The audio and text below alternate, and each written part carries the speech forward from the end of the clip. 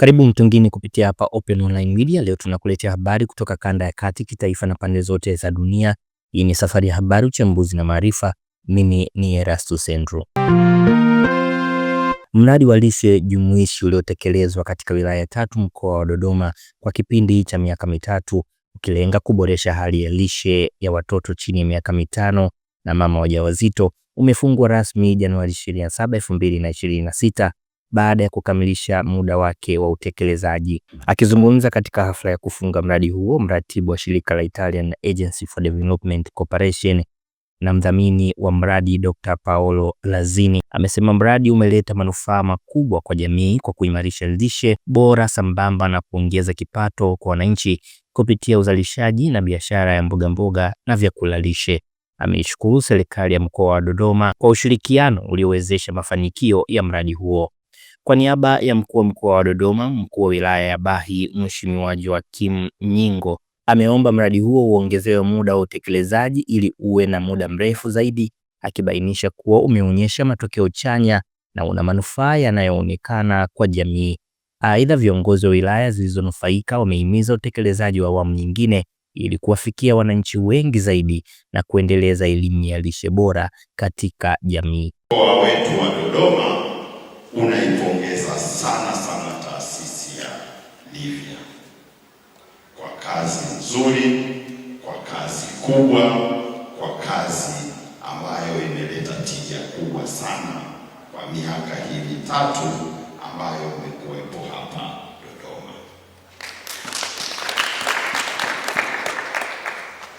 Mkuu wa mkoa angekuwepo angenieleza, lakini amenituma niliseme hili na barua rasmi itafuatia appreciation note kwa yale ambayo yamefanywa na Livia pamoja na serikali ya Italia ambao ndio wadhamini wakubwa, ambao ndio watoaji wakubwa wa hizi fedha za kuendeshea shughuli zilizofanywa.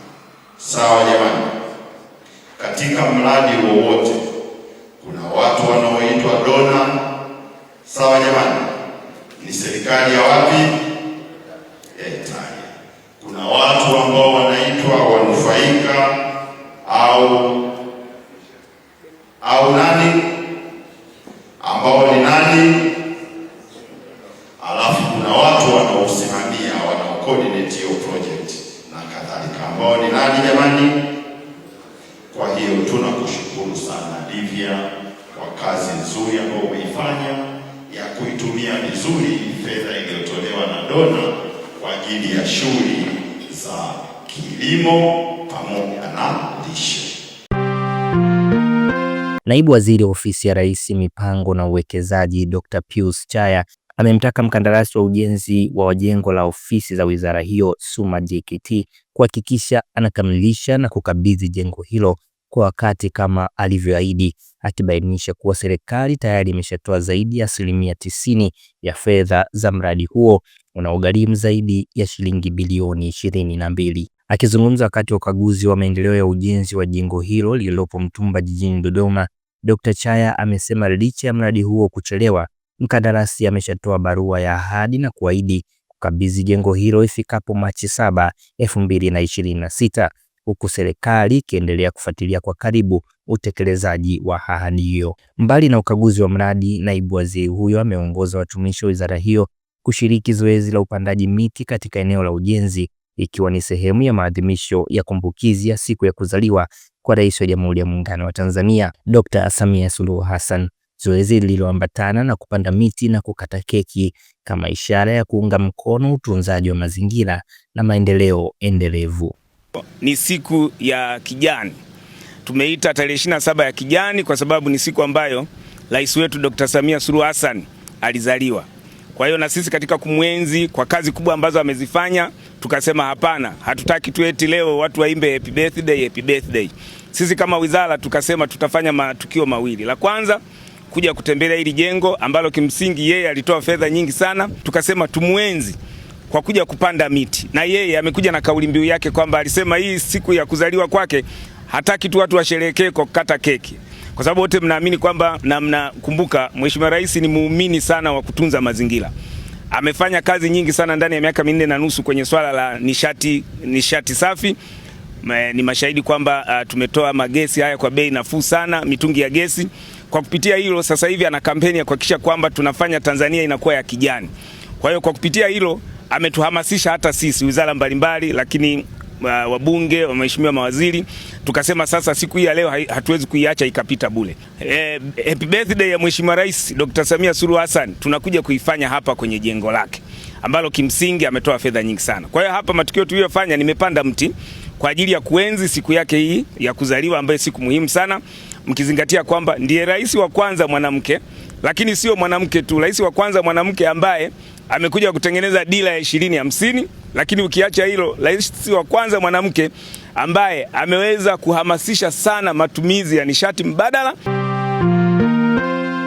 Katika habari za biashara, taasisi mbalimbali kutoka sekta binafsi na sekta ya umma zimehimizwa kuwekeza katika kampuni zinazoorodheshwa katika masoko ya hisa ili kupata mitaji ya kutekeleza miradi yao ya maendeleo kwa kuzingatia kampuni zinazofanya vizuri na zenye mwelekeo mzuri wa ukuaji ndani ya masoko hayo. Rai hiyo imetolewa na afisa mtendaji mkuu wa mamlaka ya masoko ya mitaji na dhamana CMSA Bwana Nicodemus Mkama wakati wa hafla ya uorodheshwaji wa mfuko wa uwekezaji wa pamoja katika soko la hisa la Dar es Salaam, ambapo amesema masoko ya hisa ni fursa muhimu kukuza mitaji kwa taasisi na wawekezaji. Ameeleza kuwa uwekezaji kupitia masoko ya hisa husaidia kuongeza uwazi, uwajibikaji na uendelevu wa miradi, huku akihimiza taasisi kuchangamkia fursa hiyo ili kuchochea ukuaji wa uchumi na kuimarisha sekta ya fedha nchini. Matokeo haya mazuri yametokana na sera pamoja na sheria na utendaji mzuri ambao unawekwa na serikali, ambapo imeweza kuweka imani kubwa kwa wawekezaji wa ndani na wawekezaji wa kimataifa kuweza kushiriki katika mauzo ya mfuko huu, lakini vile vile matumizi ya teknolojia ya habari na mawasiliano yameweza kusaidia kwa kiasi kikubwa kuwezesha ushiriki wa wawekezaji katika sehemu mbalimbali hapa Tanzania, ambapo uwekezaji huu kwa kutumia mfumo wa kielektroniki umewezesha kuwafikia wawekezaji mijini pamoja na vijijini, lakini vile vile Watanzania walioko kwenye diaspora. Tunatoa rai kwa Watanzania waendelee kuwekeza katika mfuko huu ili waweza kuinua kipato chao, pamoja na taasisi katika sekta ya umma na sekta binafsi kuweza kutumia fursa zinazopatikana katika masoko ya mitaji ili kuweza kupata fedha ambazo zitaweza kukuza biashara zao, lakini vile vile kutekeleza shughuli mbalimbali za maendeleo. Tuhitimishe na habari za kimataifa. Zaidi ya Wakenya milioni 2 wanakabiliwa na hatari ya njaa kali kufuatia ukame mkali unaoendelea kushuhudiwa katika maeneo mbalimbali ya nchi hiyo, hali inayozidi kuhatarisha usalama wa chakula na maisha ya wananchi wengi, hususan katika maeneo ya kame na nusu kame. Kwa mujibu wa taarifa za mamlaka za usalama wa chakula nchini Kenya, ukame huo umesababisha upungufu mkubwa wa mazao, vifo vya mifugo, uhaba wa maji, jambo lililosababisha kaya nyingi kushindwa kujipatia chakula cha kutosha.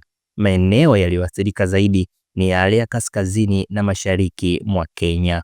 Ripoti zinaeleza kuwa watoto ndio waathirika wakubwa zaidi katika hali hiyo, ambapo maelfu wanakabiliwa na utapiamlo wa kiwango cha juu, hali inayoongeza hatari ya magonjwa na vifo iwapo hatua za haraka hazitachukuliwa. Aidha, familia nyingi zimelazimika kusafiri umbali mrefu kutafuta maji na msaada wa chakula. Serikali ya Kenya kwa kushirikiana na mashirika ya kimataifa na ya kibinadamu imeanza kuchukua hatua za dharura, ikiwemo kusambaza chakula, maji, huduma za afya kwa washirika, huku wataalamu wakihimiza juhudi za muda mrefu kukabiliana na athari za mabadiliko ya tabia nchi.